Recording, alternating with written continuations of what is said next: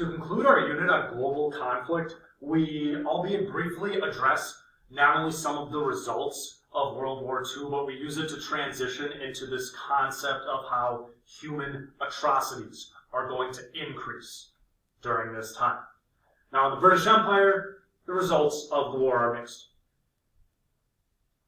Indian forces comprised the majority of British forces in Asia, and civilians contributed labor and resources to the British war effort, despite the efforts of Gandhi to organize the Quit India movement, which had called for Indians to govern Indian affairs. 2 million died of famine in Bengal in 1943, really demonstrating the negative effects of the war. Egyptians were upset when Britain mobilized forces without consulting the mostly independent government. So the British needed to deal with rebellious demonstrations in Cairo as it prepared for desert warfare. Arab nationalists were upset with the increased Jewish immigration to Palestine, and the leader of Palestinian Muslims actually encouraged collaboration with the Nazis. The Iraqi government even sided with the Germans for the same reason, leading to British occupation in 1941. England's African subjects from Nigeria and Kenya were called on to serve and returned home with a new view of Africa's place in the world. So, to give you the global context here, African soldiers fought in the Burmese jungles to protect British India from Japanese occupation. That kind of sums it up in a nutshell. Now, unfortunately, it's not till the end of the war, or till it was almost over, that the world began to understand the gravity of Hitler's plans for the Jews and what he considered to be undesirables. Most races, in Hitler's mind, were thought to be below the Aryan race and made for slave labor, like the Slavic peoples. There were two specific races Hitler had no tolerance for: the Roma, or the Gypsies, who migrated seasonally for work and refused to assimilate into any culture, and then the Jews. Previous events like Kristallnacht demonstrated that even Jews who became part of the new German society were not safe. And likewise, Polish and Soviet Jews who came under Soviet occupation after 1939 and 1941 were persecuted.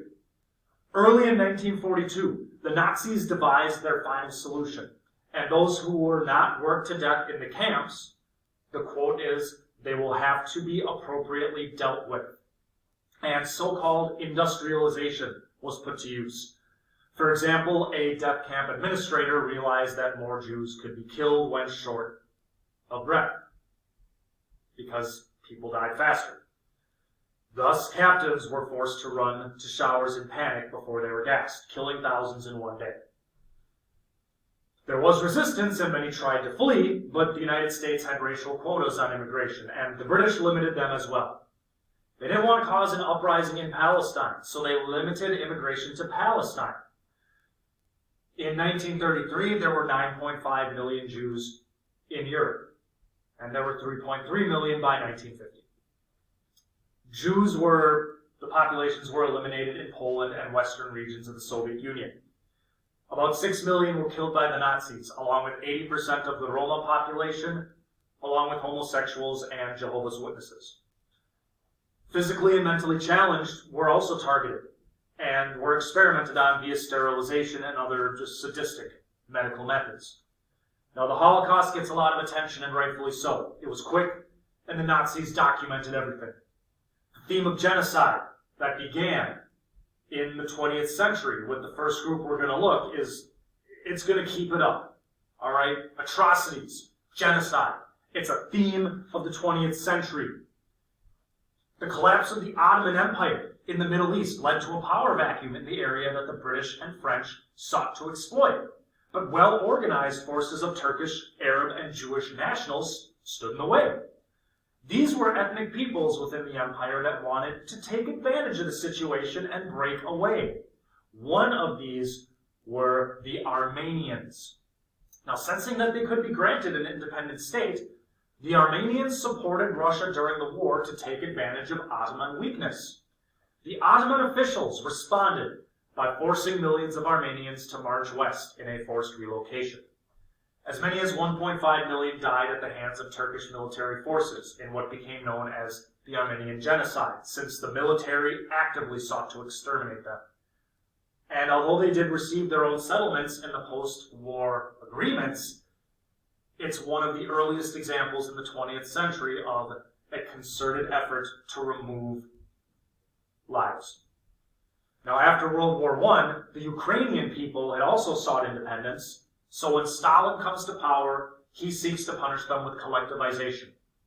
The Ukrainian people suffered under Joseph Stalin's attempts to apply 5-year plans to the Soviet Union, and they didn't want to leave their villages for the collective farms.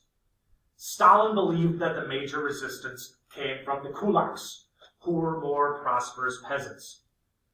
Stalin sent in the Red Army to, quote-unquote, help the peasants defeat the kulaks, but it was a war against his own people. In the early 30s, about 2 million died as a result of the famine, and when Ukraine became an independent country in 1991, its leaders defined the Holodomor, the Holodomor famine, as a genocide in which Soviet leaders attempted to replace Ukrainian citizens with Russian ones. And again, this is just the first half of the 20th century. Mass atrocities, genocide, it'll be a theme throughout the rest of the 20th century.